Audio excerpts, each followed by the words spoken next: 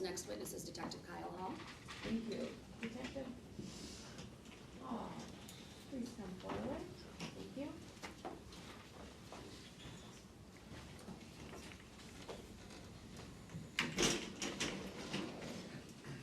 The matter now pending for the court, do you solemnly swear or affirm to tell the truth, the whole truth, nothing but the truth, so help you God? Yes, I do. Go ahead and state your name, state your place of employment, spell your last name. First name Kyle, last name Hall, K-Y-L-E, H-A-L-L, Detective, City of Muskegon Police. Well, thank you, Detective Hall. Morning, Mayor. Good morning. Court would bear with me 1 moment. I guess if I can ask a logistics question, Your Honor, would you like to deal with the objection to the admissibility of the statement before I get into the other parts of Mr. Hall's testimony, or deal with it when I get to that point? I think when we get to that, and then at that point, you can object again, keeping either of the attorneys, if they wish to object at that point. Thank you, Your Honor. Detective Hall, can you please identify for the record where you are currently employed and your assignment? Currently employed with the Muskegon Police Department. I'm currently assigned to the Muskegon Major Case Initiative, which is a multi-jurisdictional task force comprised of various local and federal partners that investigate violent crime in and around Muskegon County. Thank you. And even further into your background, Detective Hall, how many years have you been a law enforcement officer? This June or July, I'll be coming up on 18 years. And how much of that has been dedicated to investigating violent crime in Muskegon County?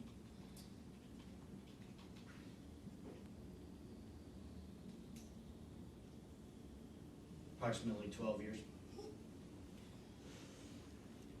And at some point, did you become involved in the homicide case involving the victims, Joshua Fondren and Corey Watts? Yes, I did. Okay. How did you become involved? I was off duty at that time. I received a phone call from my supervisors indicating that there had been a shooting with multiple victims and was requested to respond into work. And as part of your investigation, I'm gonna jump around here a little bit, but in your experience in 12 years of investigating violent crime, could you please tell the judge what the importance of cell phone records are in assisting law enforcement in investigating crimes? Sure, you're just talking about the raw data, cell phone Correct. records? Cell phone records could be important to law enforcement for many reasons. One, the obvious one would be a record of who is communicating, what devices are communicating back and forth. With that, you could potentially get location information. Additionally, that location information could either help roll suspects in or out based on those records. And you've had many, many years of experience in kind of compiling, or at least interpreting that data? That's correct. Okay. Do you have any certifications as it relates to that? That's in general cell phone. Are we talking about map? Guess which area are we talking about? Are we talking about mapping or just interpreting calls coming in and out? So let's talk about calls coming in and out. Okay. Yes, I've received various trainings in determining those raw cell phone records. And would that also include messaging? That is correct, yes.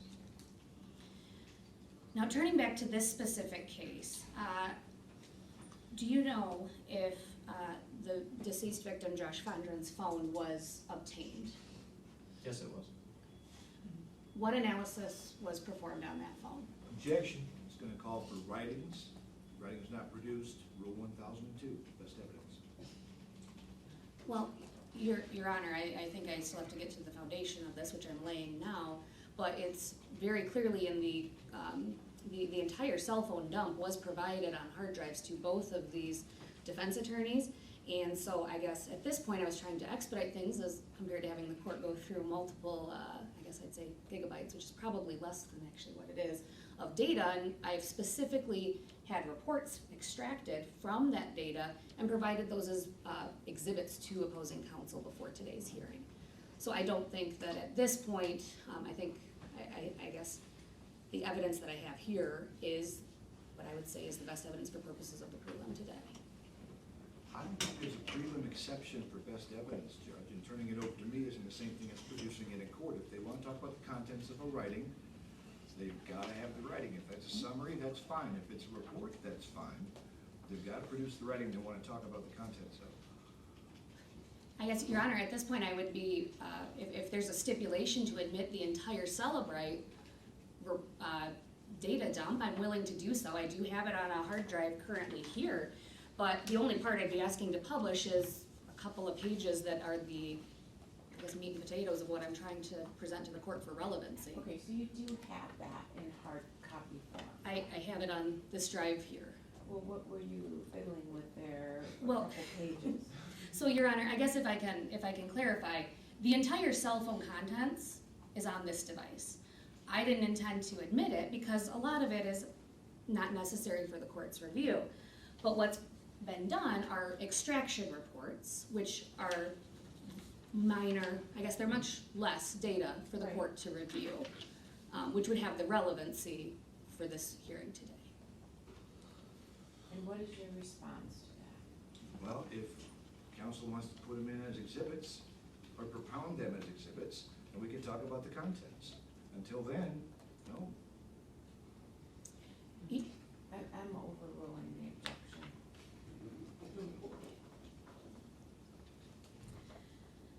So, Detective Hall, have you received a Cellebrite analysis of Joshua Fondren's phone? Yes, ma'am, I have. Okay. A And- Cellebrite analysis, I think you're gonna have to go into a little foundation with that. Could you please advise what is Cellebrite? Sure. Cellebrite is actually a program that is used to write the reports of the data once extracted from a cellular device. Essentially, cell phones in this day and age are small computers which can contain a vast amount of data. Law enforcement utilizes a machine through gray key to extract that content of the cell phones. It is then written into a program called Cellebrite that puts that data into a readable format for the user. Thank you. And so, as somebody who's not technologically savvy, that takes the contents of the cell phone and puts it into a readable format on a desktop computer. Yes, ma'am, it would be a forensic copy of the contents of that cell. And are you able to then go through that forensic copy for your investigation? Yes, we are. And did you in fact do that on Mr. Fondren's phone? Yes, I did. And I am showing you what's been pre-marked as People's Proposed Exhibit 18, and I'm just gonna show it to opposing counsel here.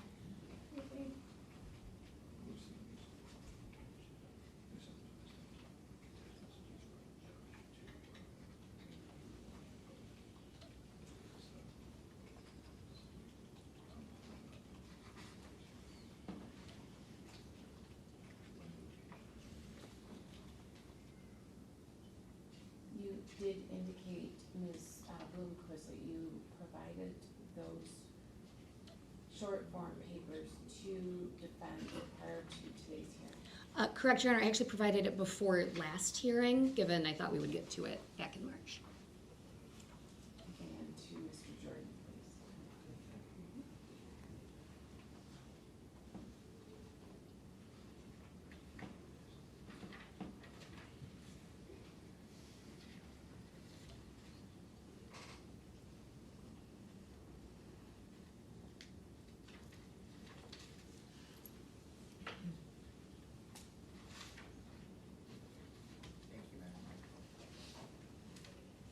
Okay, so the record will reflect that I am providing People's Proposed Exhibit 18 to the witness.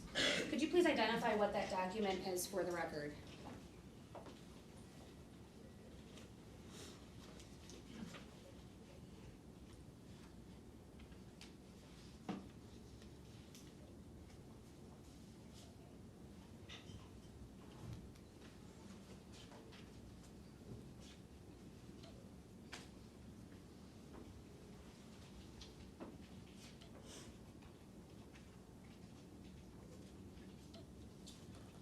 These are extractions from the Cellebrite report from Joshua Fondren's phone, page 1 through 2.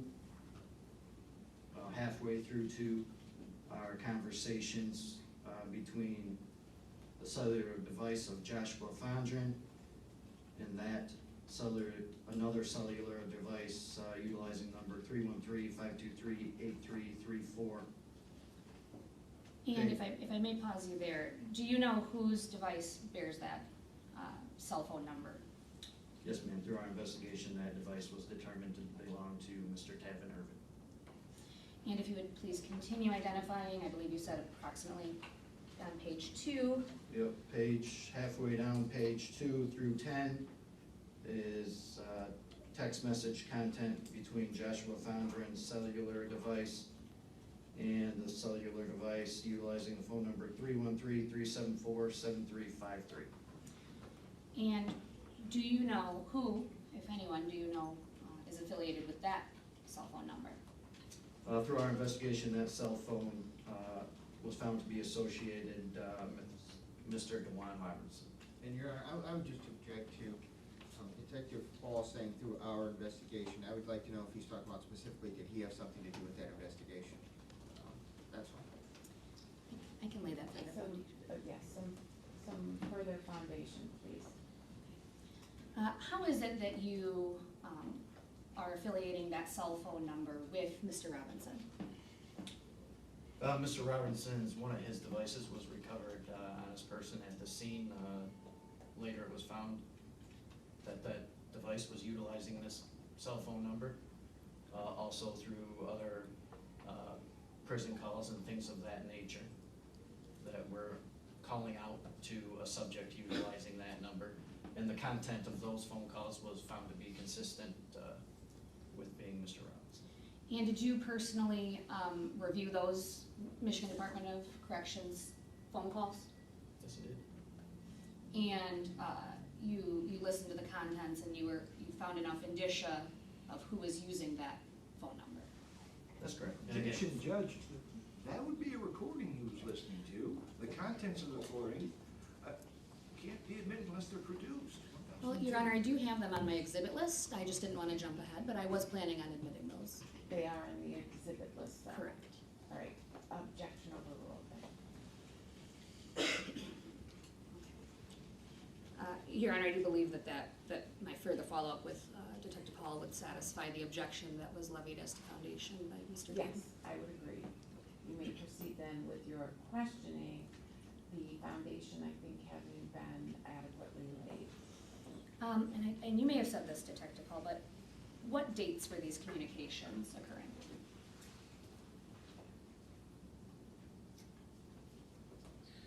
the communications between the device of Mr. Fondren and that associated with Mr. Tavin Irving occur on 12/6 of 25.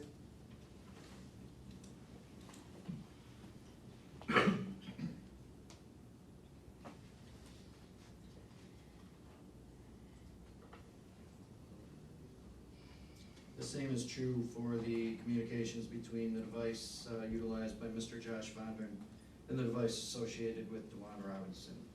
The communications were on the day of the homicide. 12/6/25, all of those communications were on that date. That's correct, Your Honor. Thank you. Now, that report itself might not be in computer format, but in the format it's currently before you, is that a fair and accurate representation of the data obtained on Josh Fondren's phone? Yes, it is. Your Honor, I'd move for the admission of Peoples 18. Objection at all? I think I've already made my objections known. I think this is satisfied, so no, Your Honor. Thank you. No objection, Your Honor. Thank you. It's so admitted, and for clarification, it's 18, is it? 18. Yeah, People's 18. Thank you. Now, Detective Hall, let's first start with the communications between Mr. Fondren and Mr. Irvin. Could you explain to the court what those communications were? Yes. On 12/6 of 2025 at 10:38 a.m., Joshua Fondren texted the cellular device being utilized by Mr. Irving ending in 8334, he started sharing a live location. And based on your experience with cellular devices, what does that mean? Was that where they were playing flag football? Was that the?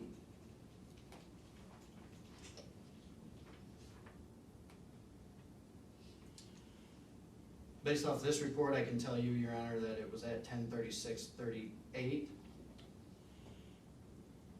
I would have to look at some other data to determine where Mr. Fondren was at that exact time.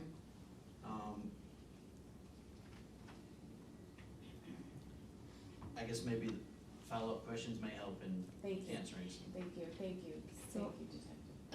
Detective, apart from sharing the location, was there a text communication from Mr. Fondren as well?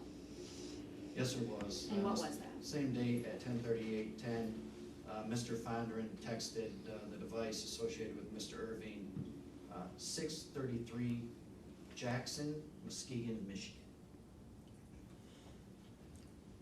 So earlier in the day, Mr. Fondren provided Corey Watts and Jalen Kelly's address to Mr. Irvin.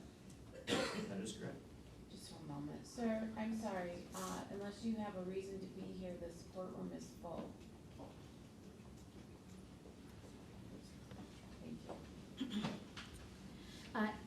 Next, moving into, I guess, the other communications in People's Exhibit 18, it's your testimony that there were messages or communications between Mr. Fondren and Mr. Robinson, correct? That's correct.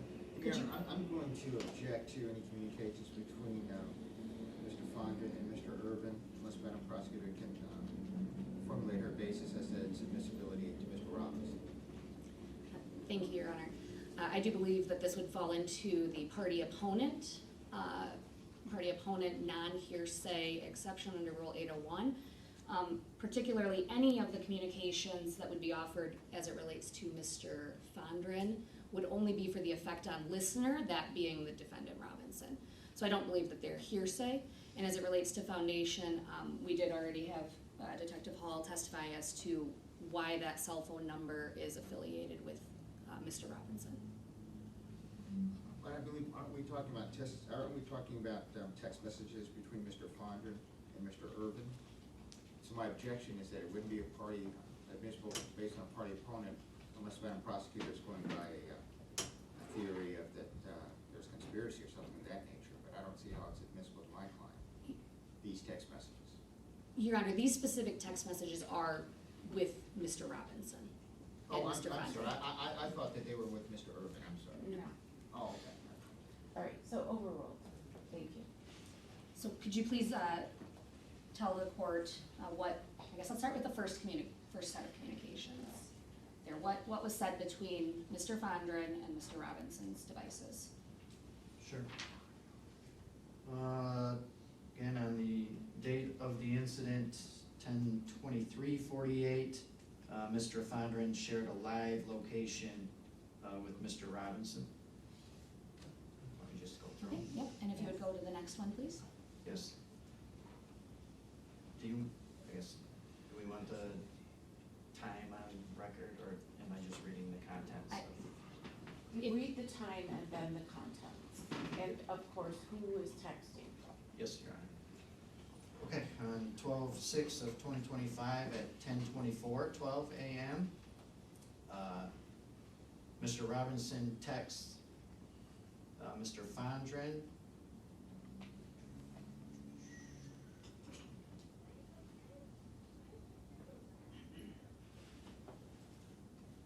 Sorry, it's 26:10, and he texts him. Objection, as to Mr. Irvin, it's not admissible. It's someone else's statement, that's yours. I'm sorry, I did not understand your objection. State it again. Your Honor, the objection is hearsay as to Mr. Irvin. That is, if they want to talk about Mr. Robinson's statements and hold them against Mr. Robinson, that's fine. But they can't introduce Mr. Robinson's statements against my client. Yes. For preliminary examination purposes, I would, I guess, clarify that this portion of Exhibit 18 would only go as to Mr. Robinson. Then overruled. Thank you. On 12/6 of 2025, Judge, I'm sorry, I think Your Honor agreed with me, but then overruled me. Could I have some clarity on that, No, please? I was just meaning, yes, I understand your objection when I said yes. So overruled, Thank you. yes. okay. On 12/6 of 2025 at 10:26:10 a.m., Mr. Robinson texts Joshua Fondren, it say location expired. On 12/6 of 2020. It say location expired, I do not understand that. The text before this, Mr. Fondren had started sharing a live location with Understood. Mr. Robinson. Now he's replying that it's saying that link, it Okay. says it's expired. Meaning he's no longer at that location.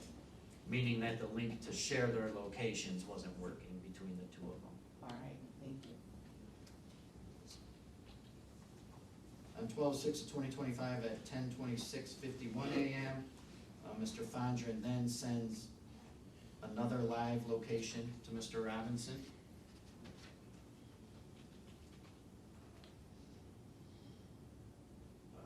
On 12/6 of 2025 at 10:32:55 a.m., Mr. Robinson sends Mr. Fondren a screenshot of his text messages between the two.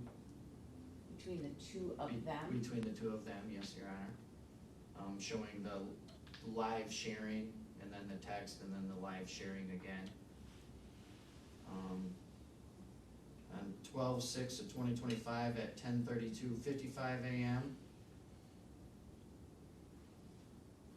Mr. Robinson starts sharing his location. He sends a live location to Mr. Fondren.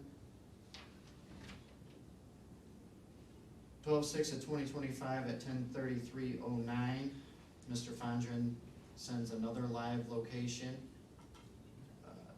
to Mr. Robinson. 12/6 of 2025 at 12:48:49 p.m., Mr. Robinson texts Mr. Fondren, 25 minutes away, brother. 12/6 of 2025 at 12:46:52 p.m., Mr. Fondren texts Mr. Robinson, bet. So just if I may stop you, what does bet typically mean? And Is it an acronym? Is that what you're indicating? Bet would just mean like an affirmation, like, okay, they understand. Okay, thank you. so would it be an acknowledgement that Mr. Robinson's 25 minutes away? Yes. Yes. Very. Okay. So if we would move on to the next communication? 12/6 of 2025 at 1:07:47 p.m., Mr. Robinson texts Mr. Fondren, 3 minutes, bro. 12/6 of 2025 at 1:07:52 p.m., Mr. Fondren texts Mr. Robinson, just the letter B as in boy. 12/6 of 2025 at 1:07:54, Mr. Fondren texts Mr. Robinson, bet. 12/6 of 2025, 1:09:48 p.m., Mr. Fondren texts Mr. Robinson, I'm on my way. There, RN. There, RN, typically meaning right now. Okay. 12/6 of 2025 at 1:19:19 p.m., Mr. Fondren texts Mr. Robinson, 5 min away, brother. 12/6 of 2025 at 1:20:40 p.m., Mr. Robinson texts Mr. Fondren, ALR, abbreviation for all right, bet. 12/6 of 2025 at 1:20:40 p.m., Mr. Robinson texts Mr. Fondren, it's a G station around here, question mark. 12/6 of 2025, 1:20:47 p.m., Mr. Robinson texts Mr. Fondren, I'm about to get some gas real quick. 12/6 of 2025, 1:20:59 p.m., Mr. Fondren texts Mr. Robinson, I'm fitting to pull up. 12/6/2025, 1:21:14 PM. Mr. Robinson texts Mr. Fondren, "So wait on you, question mark?" 12/6/25, 1:21:18 PM. Mr. Fondren texts Mr. Robinson, "Yeah." 12/26/2025, 1:21:29. Mr. Robinson texts Mr. Fondren, ALR, again abbreviation for all right. And does that conclude the communications contained in People's 18? In People's 18, it does, yes.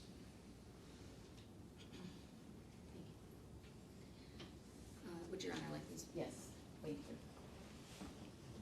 Thank you.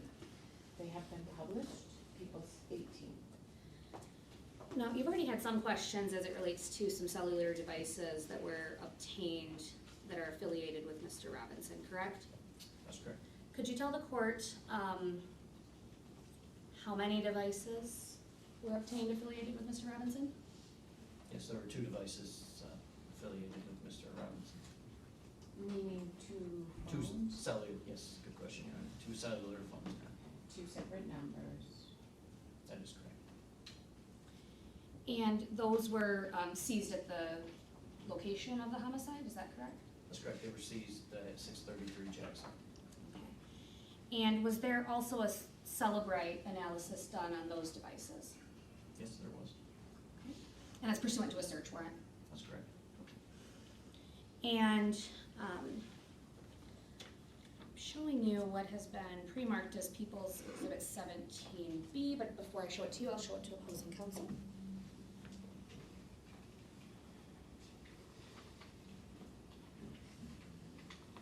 And just so you know, the court's gonna take a break in 5 minutes, or about 5 minutes.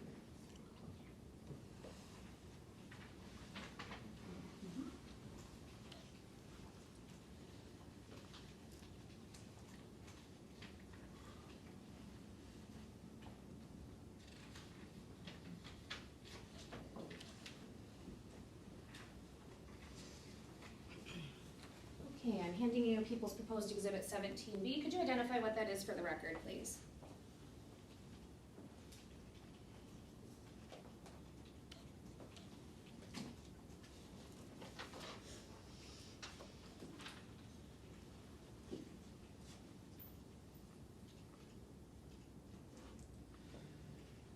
Yes, Exhibit 17B is again Cellebrite extraction report.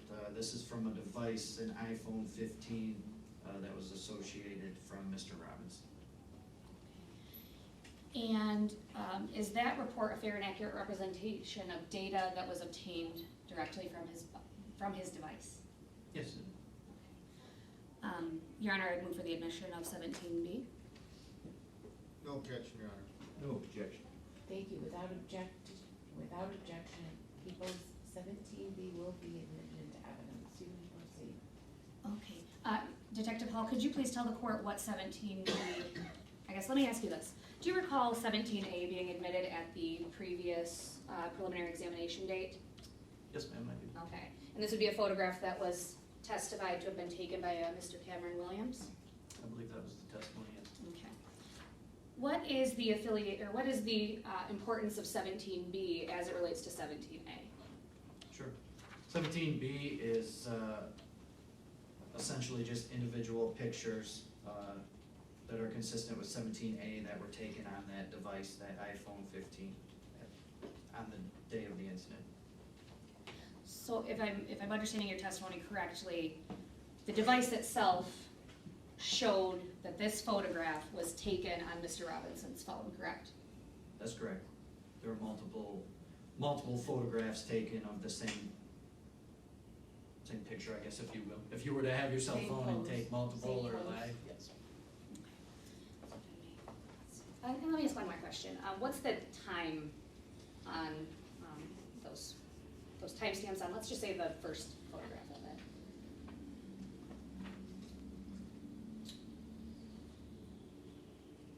The first photograph is 3:08:11 p.m., but they're all within seconds. So that'd be consistent with somebody taking multiple photographs in sequence? That is correct. of the same pose, That's we'll call it. And does 17B show thumbnails of the photograph as well Yes. as the data? Yes, they do. And would it be depicting these three men in the same or similar pose?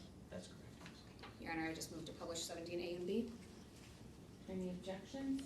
No objection. It's just, The one photo was already entered, 17A. Thank you, Your Honor. Thank you. Your Honor, I probably took up the 5 minutes the court was. Yes, the court would take a brief recess of 5 minutes. Obviously, if you wish to go out in the hall, use your phone, or use the restroom, whatever, the court will resume in about 5-ish minutes.